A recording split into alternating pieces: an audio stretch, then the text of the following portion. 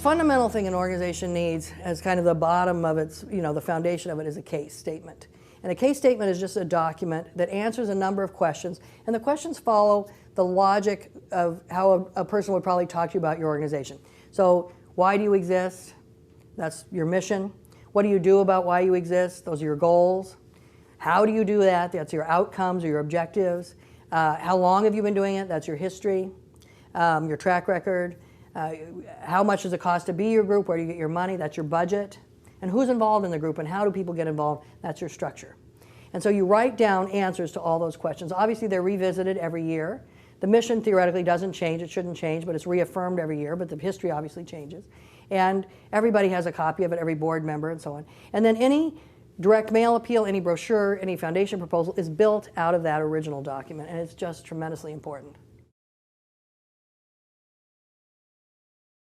The second principle we have to look at, once we have our case in place and we're really clear about what we do, why we do it, how we do it, we have to take that and put it in front of people. And what people don't realize is people become donors to organizations and then they build their loyalty to the organization over time.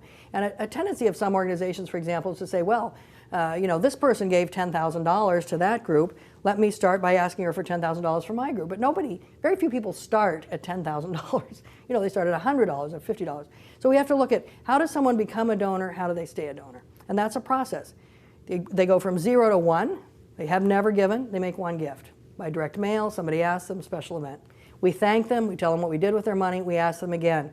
They give again, they give again, they give again. Eventually they become just a habitual donor, and everybody has organizations like this. They get the newsletter, they see it online, they're like, oh, that's my group.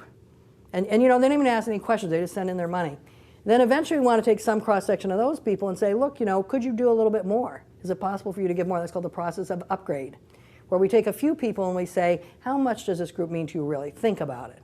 And those are our thoughtful donors, usually our major donors. And then, of course, the most thoughtful gift is where we say to somebody, could you think about us when you're not here? Could you include us in your will?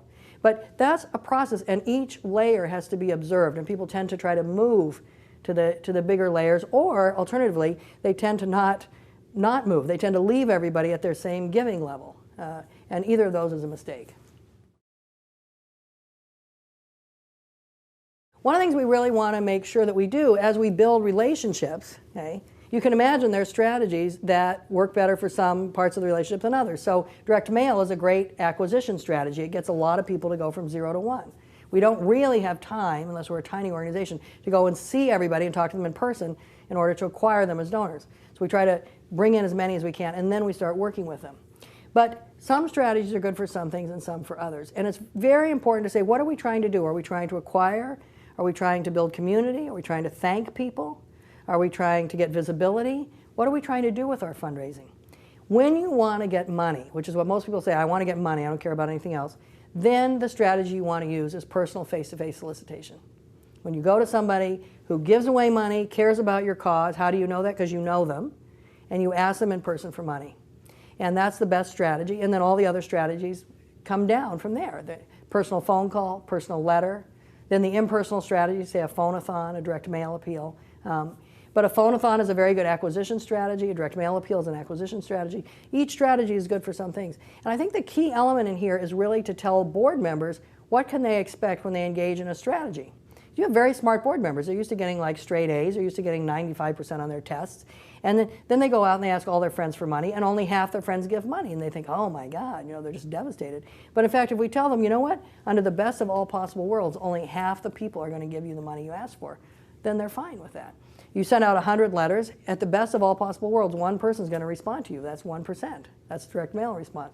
Wow, is that right? Yeah, because fundraising is strictly volume business.